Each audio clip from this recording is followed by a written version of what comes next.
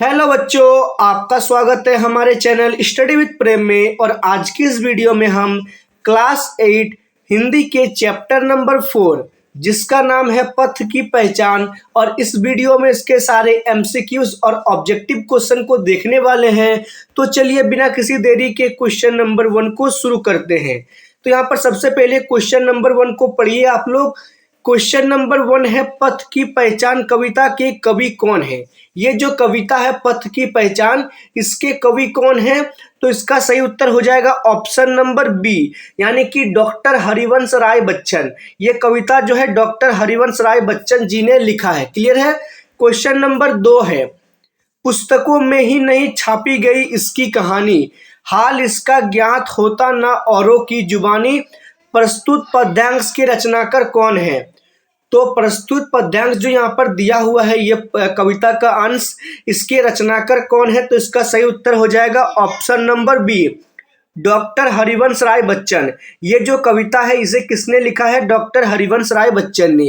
Question number 3 है पथ की पहचान शीर्षक कविता में कवि ने स्वप्न पर मुग्ध होने से क्यों मना किया है। ये जो कविता है पथ की पहचान, इसमें कवि हमें कहते हैं कि हमें स्वप्न पर मुग्ध नहीं होना चाहिए। क्यों?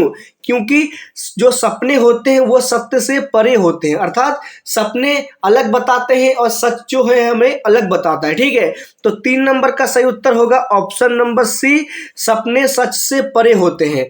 क्वेश्चन नंबर 4 है पथ की पहचान कविता में कवि ने पथ पर चलने से पहले क्या करने को कहा है। तो उन्होंने पथ पर चलने के लिए क्या करने को कहा है? तो 4 नंबर का सही उत्तर होगा ऑप्शन नंबर ए, यानी कि किसी भी पथ पर चलने से पहले जो आपको है पथ की अच्छी तरह से पहचान कर लेना है। ठीक है, 4 नंबर क्लियर है। फिर क्वेश्चन नंबर 5 है पथ की पहचान कविता में सफल राही कौन है। जो सफल राही होते हैं ना वो महान लोग। ऑप्शन नंबर बी, जो महान लोग होते हैं वे सफल राही कहलाते हैं। ठीक है, 5 नंबर क्लियर है। क्वेश्चन नंबर 6 है पथ की पहचान कविता में राह चलते हुए हमें क्या ज्ञान होना चाहिए। मान लीजिए अगर हम किसी राह पर चलते हैं तो हमें किस चीज का ज्ञान होना चाहिए। तो इसका सही उत्तर होगा ऑप्शन नंबर सी, यानी कि हमें असत्य और सत्य दोनों का ज्ञान होना चाहिए। क्लियर है। 6 नंबर, इसका सही उत्तर हो जाएगा 6 नंबर का ऑप्शन नंबर सी, ए और बी दोनों। फिर क्वेश्चन नंबर 7 है। क्वेश्चन नंबर 7 को फिर देखिए आप लोग, 7 को पढ़िए। ठीक है, क्वेश्चन नंबर 7 पथ की पहचान शीर्षक कविता में कवि पथ की पहचान करने को कहता है क्योंकि। कवि पथ को पहचान करने को क्यों कहता है? क्योंकि जो 7 नंबर है ना इसका सही उत्तर होगा ऑप्शन नंबर ए, सफलता प्राप्त करना आसान नहीं होता। कभी हमें पथ की पहचान करने के लिए इसलिए कहता है क्योंकि सफलता प्राप्त करने का तरीका आसान बिल्कुल भी नहीं होता है। क्लियर है। 7 नंबर, ऑप्शन नंबर ए इसका सही उत्तर हो जाएगा। फिर क्वेश्चन नंबर 8 है। तो क्वेश्चन नंबर 8 को पढ़िए पहले आप लोग। हरिवंश राय बच्चन की काव्य रचना कौन सी है। तो हरिवंश राय बच्चन ने किस प्रकार के काव्य की रचना की है?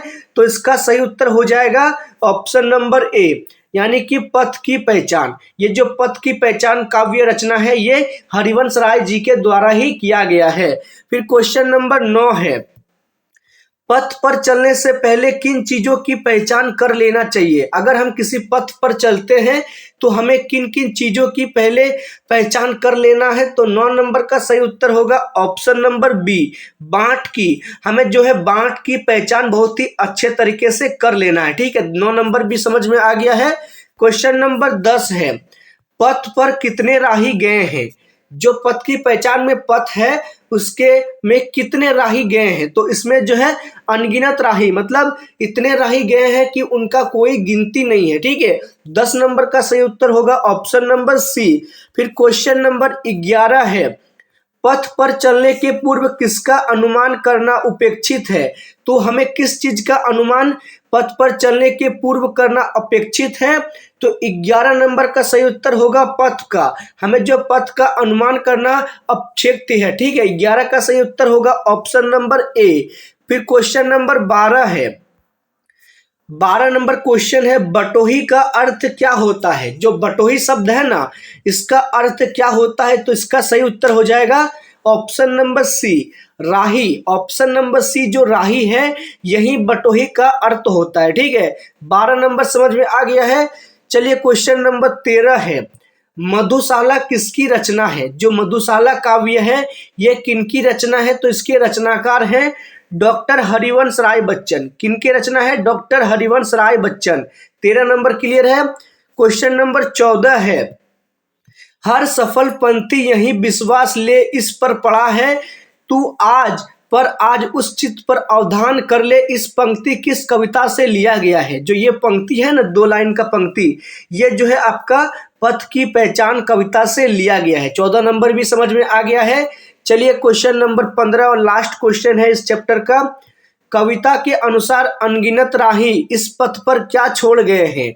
जो अनगिनत राही हैं वो इस पथ पर क्या छोड़ गए हैं? तो इसका सही उत्तर होगा ऑप्शन नंबर ए, पद चिन्ह। अनगिनत राही जो है इस पथ पर पद चिन्ह, अपने पैरों का चिन्ह को छोड़कर गए हैं। क्लियर है? 15 नंबर समझ में आ गया है। और इसी के साथ हमने जो इस चैप्टर के सारे एमसीक्यूज और ऑब्जेक्टिव को देख लिया है। उम्मीद है आपको वीडियो पसंद आया होगा। तो मिलते हैं आपके साथ किसी नेक्स्ट वीडियो में। जय हिंद, जय भारत।